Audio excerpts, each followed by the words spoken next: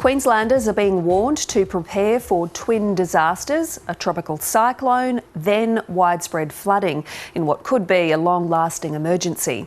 Let's go live to our reporter Lily Nothling in Townsville. Lily, has the cyclone officially formed yet?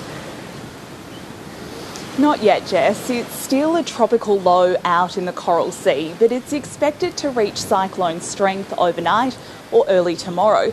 Current modelling has it crossing the coast somewhere between Cardwell and Airlie Beach as a Category 2 system on Thursday night. And it could bring destructive wind gusts of up to 155 kilometres per hour. From there, it's expected to move south as a massive rain depression, swamping much of the state with riverine and flash flooding extending into next week. Authorities have urged residents to prepare to fend for themselves for up to 3 days in case emergency responders can't reach them. They're no strangers to natural disasters, and these North Queenslanders aren't taking any chances.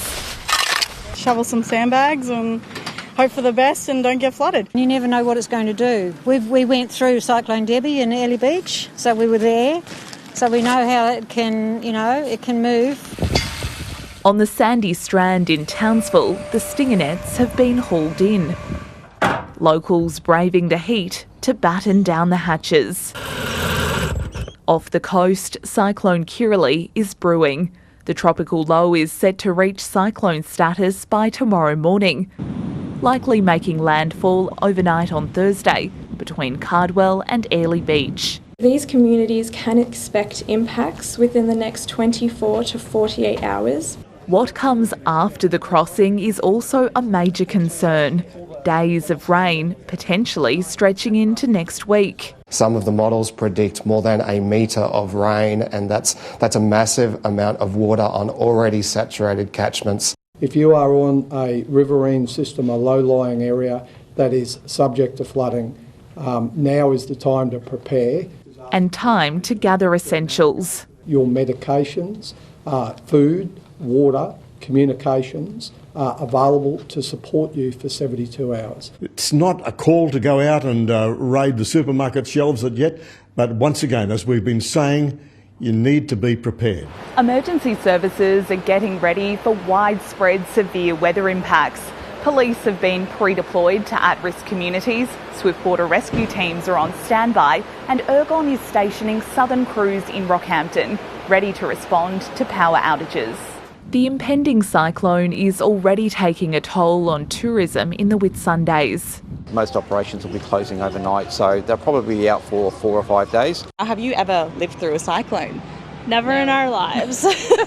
A winter storm is just about as good as it gets for us back home.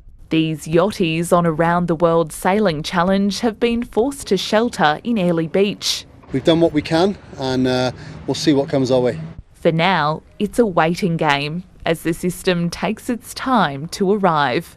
Lily Nothling, ABC News, Townsville. To Jenny Woodward now. And Jenny, how's the rain forecast looking? Well, Jess, the Bureau are expecting very heavy falls in the coming week with the risk of protracted flooding. Hello, everyone. Now, currently, the tropical low is sitting about 760 kilometres east-northeast of Townsville, and it's moving south-southwest at about 8 kilometres an hour. And the Bureau expects it will be named overnight. Kirrily, the name, of course. Now, the warning extends from Ayr to St Lawrence, with the watch south to St Lawrence, and we've also got north to Cairns, although not including Cairns itself. It is expected to cross the coast between late Thursday between Cardwell and Airlie Beach as a Category 2 system, but possibly a high-end Category 2. There's still uncertainty about where it's going to go after it makes landfall, but it will be slow-moving and there will be very heavy to intense rainfall with the potential for up to a metre of rain on the Clark Range west of Mackay.